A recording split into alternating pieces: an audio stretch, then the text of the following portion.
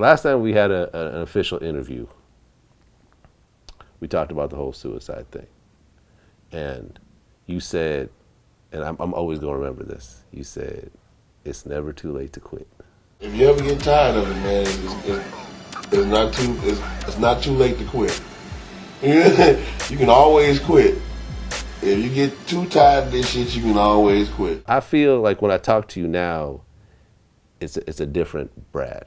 I feel you're not in as dark of a place as you were before. Is that a fair statement? Vlad, that's you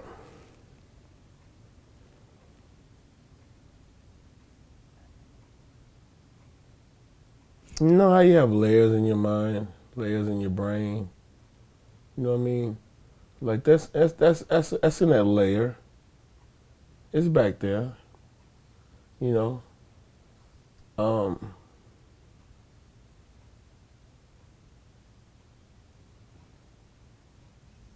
It's there, man.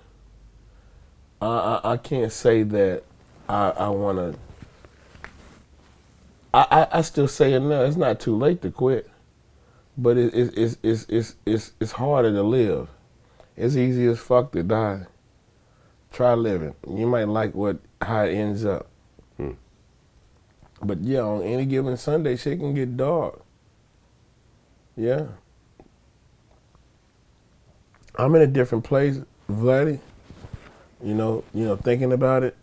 But when the question is asked, I can look back and see that dark Brad in those chambers back there in my mind. Like, yeah. Well, I mean, I realize it's not too late to quit. It's never too late to quit. Well, you've done songs about it and everything else like that. Oh yeah. Yeah. I've written songs in the second person talking about myself. So, songwriter for your ass. Yeah. Yeah. Well, we're glad you're still here. I'm glad I'm still here too, man, because who knows how this shit would have turned out if I would have walked out of here at 14, 15 years old, 16 years old. You know, my mama and my daddy never came to see me at a football game or a baseball game or a fucking, rock and roll rehearsal or some shit. I think my mom came to one of my concerts. My dad, they came to one of my concerts when I did it at the Reliant. I think I was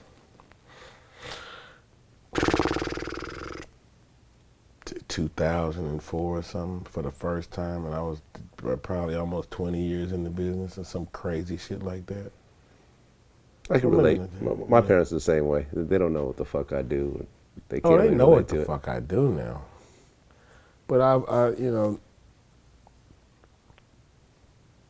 it's a support system that even if your mama came, or if your dad came, or your uncle came, or somebody came,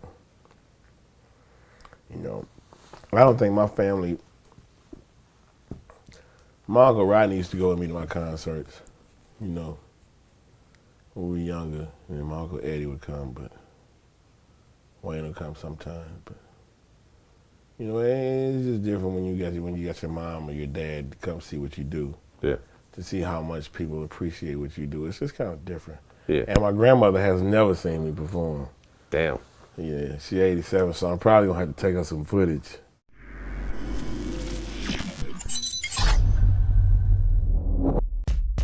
Like, Charged Up was decent. It had some bars in it. Back to Back is a tough diss record. I don't give a fuck what nobody say. The beat is not that hard. What? The Charged Up, the back-to-back beat really could have been a lot better. Yeah, but in the club it goes. And I tell y'all all the time, the greatest diss records in the world are the ones that play in the club. That shit's dope. If I rapped about driving around in a fucking car and like fucking listening to country music, nobody would give a fuck about that shit. Like, I make music about some shit because it sound cool. Like, I like making music. I make cool music.